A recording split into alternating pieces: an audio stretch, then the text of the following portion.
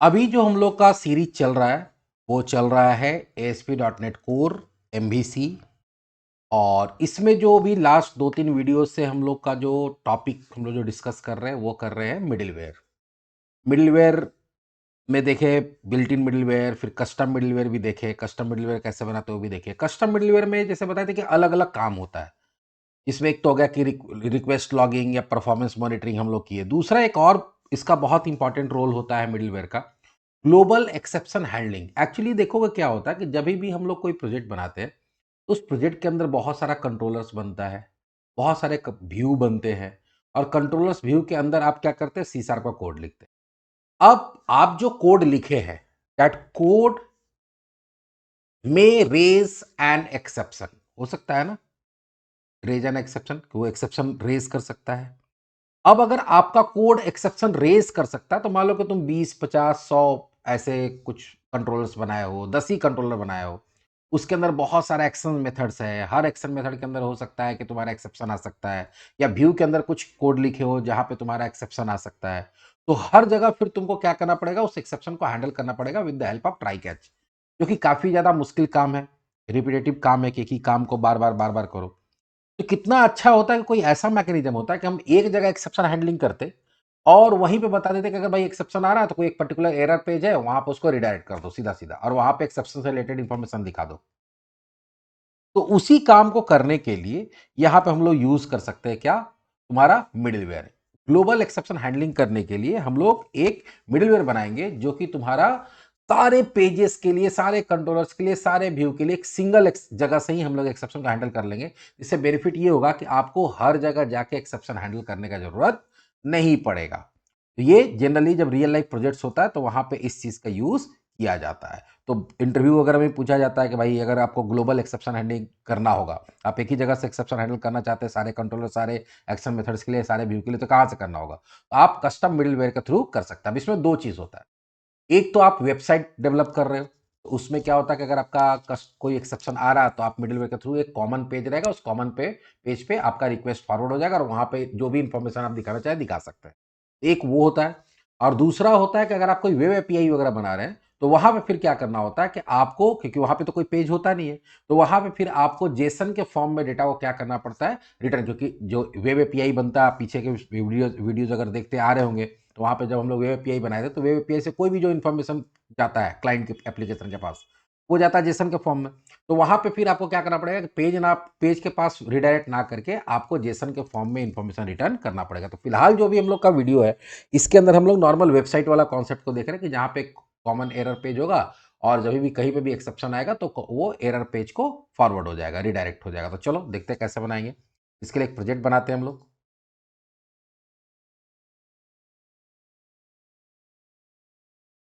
Global exception demo, next, create. अब कभी भी मिडिलवेयर बनाना होता है तो मिडिलवेयर बनाने के लिए हम लोग क्या करते हैं, एक फोल्डर बनाते हैं सबसे पहले। चलो एक फोल्डर बनाते हैं मिडिलवेयर के नाम से।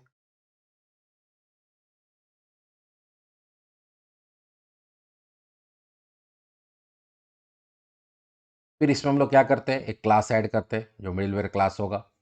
नाम कुछ भी दे सकते हैं, लेकिन क्योंकि ये ग्लोबल एक्सेप्शन मिडिलवेयर नाम देते हैं इसका, डॉट सी एस, क्योंकि ग्लोबल एक्सेप्शन को हैंडल करने के लिए बना रहे हैं। अब हम लोग पढ़े थे कि जब भी हम लोग ग्लोबल एक्सेप्शन हैंडलिंग करते हैं तो एक रिक्वेस्ट डेलीगेट का हमको ऑब्जेक्ट बनाना पड़ता है। तो चलिए अगला काम क्या होगा कि क्लास स्कोप में हम लोग डेलीगेट का ऑब्जेक्ट बनाएंगे, मतलब डिक्लेयर करेंगे, ऑब्जेक्ट बनाएंगे नहीं, ऑब्जेक्ट को डिक्लेयर करेंगे। ये हो जाएगा तुम्हारा प्राइवेट रीड ऑनली।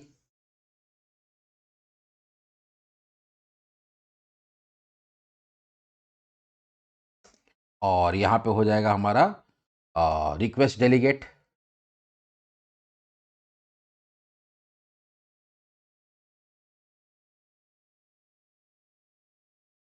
का अंडरस्कोर नेक्स्ट। और इसके लिए हम लोग क्या करेंगे, कंस्ट्रक्टर या तो बना लेंगे या जनरेट कर लेंगे। अभी जनरेट ही कर लेते हैं, सेलेक्ट करेंगे इसको और यहाँ पे क्विक में जाके या जनरेट कंस्ट्रक्टर पे क्लिक, ऑटोमेटिक आ गया, ज़्यादा दिमाग लगाना है नहीं। अब हम लोग देखे थे क्या कि कभी भी तुम्हारा मिडिलवेयर कॉल होता है तो कौन सा फंक्शन कॉल होता है, तो पब्लिक एसिंक टास्क। और यहां देते हैं इन्वोक केसिंग, यही कॉल होता है हमेशा। ये आपको तो हम लोग बताए थे कि याद कर लेना। और ये क्या लेके आता है, एचटीटीपी कॉन्टेक्स्ट का, कंटेंट नहीं, कॉन्टेक्स्ट का एक ऑब्जेक्ट लेके आता है, कॉन्टेक्स्ट।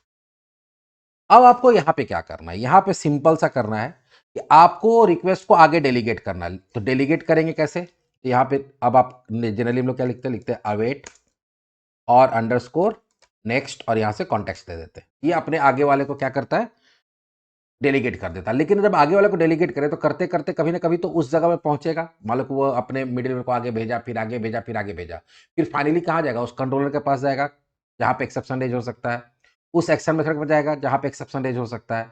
जैसे ही एक्सेप्शन रेज होगा तो फिर क्या होगा, आपका बैक आना शुरू होगा। जैसे ही बैक आना शुरू होगा तो कभी ना कभी तो यहाँ पहुंचेगा। इसलिए हम लोग को ये पाइपलाइन में ही इसी को ट्राई के अंदर डालना पड़ता है कि भाई अगर किसी भी तरह का एक्सेप्शन अगर हम आगे भेज रहे तो आगे एक्सेप्शन आ सकता है, तो आगे जब एक्सेप्शन आ सकता है तो हम इसको यहीं पे हैंडल कर लेंगे, क्योंकि वापस जब आएगा तो यहीं पे आएगा। और अगर एक्सेप्शन आता है तो बहुत ईजी है, एक्सेप्शन का ईएक्स यहां से हम लोग क्या करते हैं, यहां से करते हैं, ध्यान से देखो, कॉन्टेक्स्ट जो है ऊपर डॉट रिस्पॉन्स, कॉन्टेक्स्ट के थ्रू हम लोग रिस्पॉन्स दे रहे हैं, डॉट रीडायरेक्ट।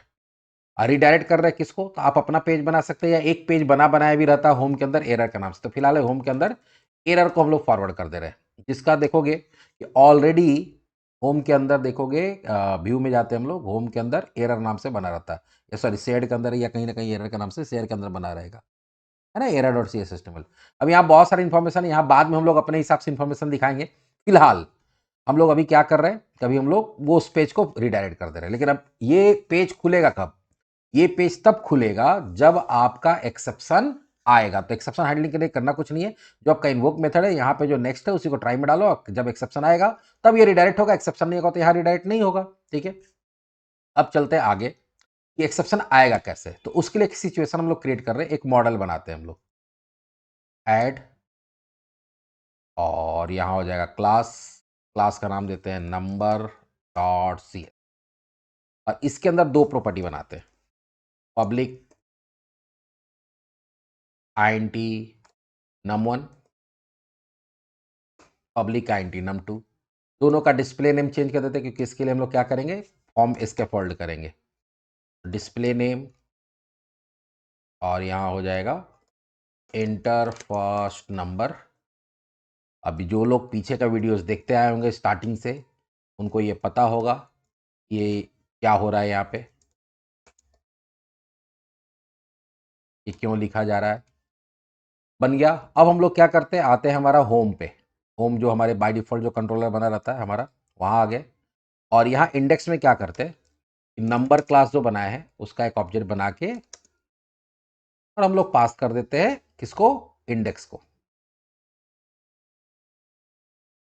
लेकिन अब इसके लिए हमको एक फॉर्म बनाना है जिसमें तुम्हारा नंबर 1 नंबर 2 के लिए एक फील्ड बन जाता है। हम लोग इसका फोल्ड कर सकते हैं, याद होगा इसके लिए। अगर हम लोग को अगर ऐसा कोई फील्ड बनाना जो डेटा कैप्चर करेगा, तो उसके लिए हम लोग राइट क्लिक ऐड व्यू और टेम्पलेट यूज करेंगे, कौन सा, रेजर व्यू।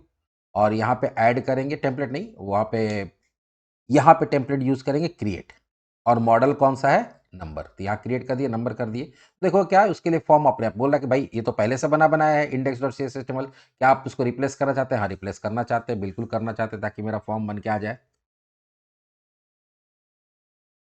तो हम लोग यहाँ पे क्या करेंगे कि एक अरिथमेटिक एक्सेप्शन जो हमारा जनरेट होता है उसको जनरेट कराएंगे, जिसको डिवाइड बाई जीरो एक्सेप्शन बोलते हैं।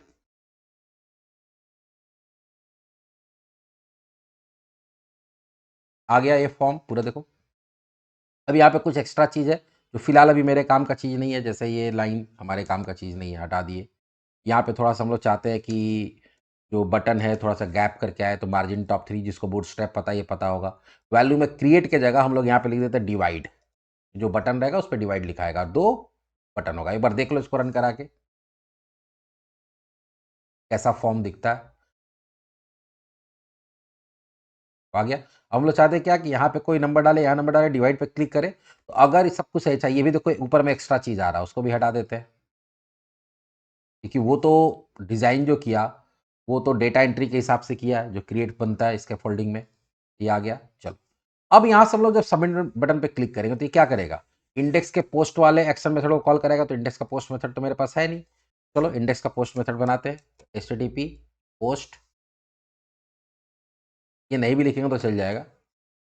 पब्लिक कोई कमेंट भी किया था कि सर उसको नहीं भी लिखता तो चल जाता, अब सही बात है नहीं लिखेंगे तो चल जाएगा, क्योंकि वो पोस्ट से समझता नहीं है एक्चुअली, वो किससे समझता है, मेथड के सिग्नेचर से, क्योंकि वहां से एक नंबर का क्या भेजेगा, मॉडल भेजेगा, तो वो मॉडल आके यहाँ स्टोर हो। अब हम लोग यहाँ पे क्या करते हैं, बनाते हैं where result equals to number dot num1 divided by जो भी नंबर आया डिवाइडेड बाई num2, तो वहां से वो कुछ ना कुछ नंबर लेके आया होगा, वो रिजल्ट में डाल दिए। उसके बाद इस रिजल्ट को हम लोग डालते हैं टेम्प डेटा में। अब टेम्प डेटा में क्यों डाल रहे हैं बताएंगे, या पहले ही बताया हुआ है कि अभी हम लोग यहाँ से क्या करेंगे, जो रिक्वेस्ट फॉरवर्ड करेंगे वो किसी दूसरे एक्शन मेथड को करने वाले हैं। तो दूसरे एक्शन मेथड को जब करना होता है, सेम अगर एक्शन मेथड को करना है तो व्यू डेटा या व्यू बैग यूज करता है, और किसी दूसरे में करना है across the request across the action method करना होता है तो वहाँ टेम्प डेटा यूज करता है। टेम्प डेटा में रिजल्ट डाल दिए, और यहाँ पे क्या करेंगे, रिटर्न रिडायरेक्ट टू एक्शन, हम दूसरे को करना चाहते हैं तो रिडायरेक्ट टू एक्शन, और यहाँ पे एक हमारे पास होगा शो रिजल्ट नाम का एक्शन मेथड, उसको फॉरवर्ड कर देंगे। तो अब शो रिजल्ट नाम का एक्शन मेथड बनाना पड़ेगा, पब्लिक आई एक्शन रिजल्ट शो रिजल्ट, और ये क्या करेगा, अपना व्यू रिटर्न कर देगा, रिटर्न व्यू। अब ये रिटर्न व्यू करेगा तो इसके पास तो टेम्प डेटा जाएगा, क्योंकि यहाँ पे हम लोग यहाँ से भेज रहे हैं तो इसके पास टेम्प डेटा आ जाएगा। इसका एक व्यू ऐड कर लेते हैं, right click add view, empty ही ले लेते हैं, ऐड, इसका नाम हो जाएगा, जो एक्शन मेथड का नाम है वही होता है, तो शो डेटा डॉट CSHTML आ गया। यहाँ कुछ ज़्यादा दिमाग नहीं लगाना, यहाँ सीधा करते हैं H1 रिजल्ट और at the rate temp data के अंदर कौन सा था, रिजल्ट। अब ये हमारा एक प्रोजेक्ट बनकर तैयार हो गया। अब इसको टेस्ट करते हैं रन करा के, सब कुछ सही सही करते हैं। फिलहाल डाले यहाँ पे 100, यहाँ डाले 5, डिवाइड पे क्लिक, ओ सो रिजल्ट नहीं मिला, क्यों भाई, हो गया क्या, ओ हो गड़बड़ हो गया। सो रिजल्ट की जगह सो डेटा हम लोग बना दिए। एक सेकेंड, इसका जो नाम था हम लोग गलत दे दिए, तो चलो फिर से ऐड करते हैं, ऐड व्यू एम्प्टी लेते हैं, ऐड व्यू, इसलिए बोले थे नाम पे ध्यान देना होता, so result dot CSHTML, code को कॉपी करते हैं, यहाँ डाल दिए, और उसको हटा देते हैं जो एक्स्ट्रा आ गया हमारे पास, वो डेटा को। चलो रन कराते हैं,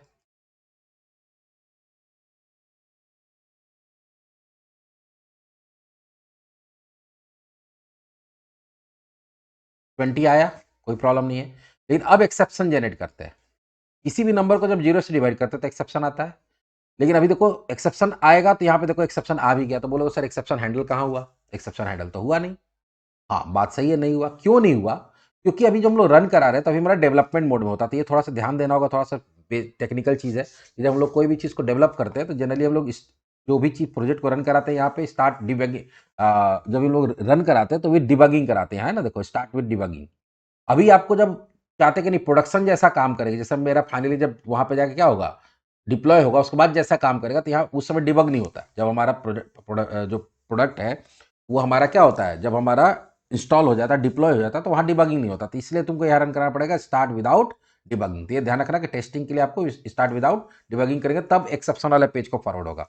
अब 100 डाले, यहाँ 0 छोड़ते हैं, अब डिवाइड करते देखो, अब यहाँ पे एरर आ गया एक्सेप्शन, लेकिन ये एक्सेप्शन हैंडल हुआ नहीं, तो नहीं, अच्छा हाँ, अभी देखो एक्सेप्शन आ गया, डिबगिंग में क्या हुआ कि वहां पे एरर कोड में ना दिखा के यहाँ पे एरर दिखा दे रहा है, एक्सेप्शन हैंडल तो हुआ नहीं। क्यों नहीं हुआ, उसका रीजन है, रीजन ये है कि अभी हम लोग क्या बनाए हैं, अभी हम लोग ग्लोबल एक्सेप्शन मिडिलवेयर बनाए हैं, इसको रजिस्टर किए program.cs में, नहीं किए तो ये काम कैसे करेगा। अगला काम होगा कि दो तरह से रजिस्टर कर सकते हैं, एक तो एक्सटेंशन की मदद से, या फिर ऐप डॉट यूज मिडिलवेयर, और यहां पे हम लोग क्या डाल देंगे, ग्लोबल एक्सेप्शन मिडिलवेयर। तो ये पहला तरीका है जो हम लोग यूज कर सकते हैं, जो क्लीन आर्किटेक्चर में नहीं आता, जो पिछला वीडियो देखे होंगे तो बताए थे पिछले के पिछले वीडियो में कि इस तरह से रजिस्टर कर सकते हैं। आप चाहे तो क्लीन आर्किटेक्चर से भी कर सकते हैं, वो भी दिखाएंगे, पहले देखते हैं कि काम हो रहा है कि नहीं हो रहा।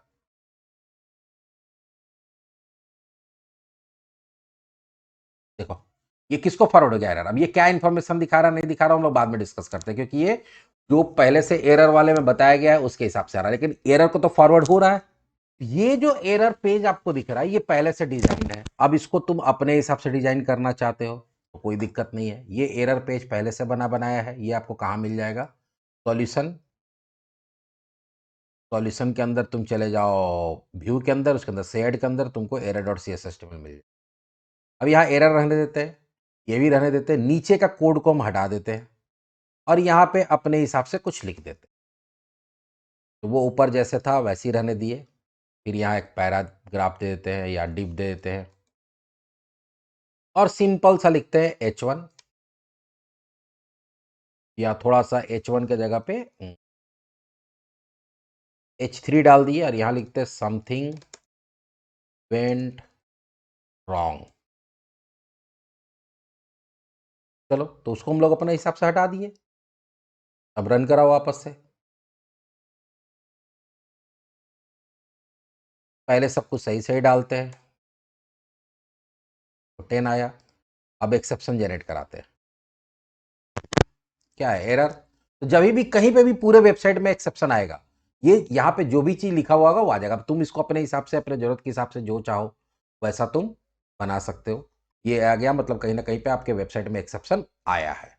तो इसी तरह से हम लोग क्या कर सकते हैं, वेबसाइट में एक्सेप्शन हैंडल करा सकते हैं, जिसके लिए कॉमन एरर पेज बना के आप उसको रिडायरेक्ट कर सकते हैं कि पूरे वेबसाइट में कहीं पे भी एक्सेप्शन आएगा कॉमन एरर पेज आ जाएगा। हाँ, जो जेसन वाला है वो वेब एपीआई के केस में होता है। तो अगर हम लोग आगे देखते हैं, टाइम मिलेगा तो वेब एपीआई केस में जो जेसन के फॉर्म में रिटर्न होता है, क्योंकि बहुत जगह अगर आप नेट पर सर्च वगैरह करेंगे तो वहां पे देखेंगे अब वो एक और मेथड बना रहा है, जेसन रिटर्न करा रहा है, लेकिन वो उस केस में होता है जब आप वेब एपीआई यूज कर रहे हैं। जनरली वेबसाइट के केस में क्या होता है, कॉमन एरर पेज होता है, उसको फॉरवर्ड कर दिया जाता है, बात खत्म। इसके लिए हम लोग क्या किए, इसके लिए हम लोग किए एरर पेज अपना या तो बना लीजिए खुद से, आने तो बना बनाया है उसको एडिट कर लीजिए। दूसरा क्या किए कि एक हम लोग ग्लोबल एक्सेप्शन हैंडलर बनाए, ठीक है, इससे काम कर लिए। इसको रजिस्टर किए कहाँ पे, प्रोग्राम डॉट सी एस में। अब ये प्रोग्राम डॉट सी एस में हम लोग क्या किए, पुराने तरीका से किए। अगर आप चाहते हैं तो एक्सटेंशन से भी इसको रजिस्टर कर सकते हैं, लेकिन उसके लिए एक्सटेंशन क्लास बनाना पड़ेगा। कैसे, चलो बना लेते हैं। Right click, add class. उसका ये क्या था कि अगर आपको जो भी तुम्हारा मिडिलवेयर का नाम है, जैसे मिडिलवेयर का नाम क्या है, ग्लोबल एक्सेप्शन मिडिलवेयर, और आगे क्या लिखना पड़ता है, एक्सटेंशंस डॉट सी एस। और इसके अंदर इस क्लास को सबसे पहले स्टैटिक बनाना पड़ता है, जो हम बताए थे पिछले क्लास। फिर इसके अंदर एक स्टैटिक मेथड बनाना पड़ता है, और उस स्टैटिक मेथड के अंदर आपको उसको रजिस्टर करना पड़ता है, रजिस्टर का कोड रिटर्न कराना पड़ता है। तो इसके अंदर एक और बनेगा तुम्हारा पब्लिक स्टैटिक फंक्शन बनेगा, पब्लिक या जो भी बोलो उसको, function method I application builder return करेगा। और यहाँ पे आगे लिखना पड़ता है यूज, और जो तुम्हारा मिडिलवेयर का नाम है तो क्या है, ग्लोबल एक्सेप्शन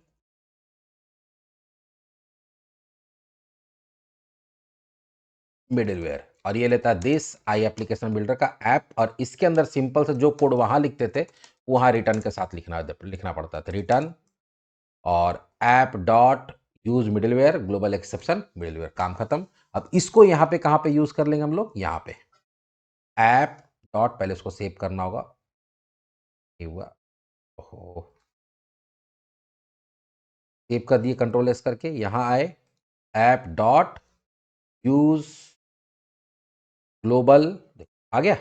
ये सिंपल तरीका हो गया, काम अभी भी करेगा। लेकिन ये ध्यान रखना कि यहाँ पे तुमको स्टार्ट विदाउट डिबगिंग वाले पे क्लिक करना है, या फिर कंट्रोल F5 या डिबग में जाके स्टार्ट विदाउट डिबगिंग, तब जाके तुमको वो एरर वाले पेज पे फॉरवर्ड करेगा, नहीं तो नहीं करेगा। नॉर्मल एक्सेप्शन तुम्हारे पेज में दिखा देगा।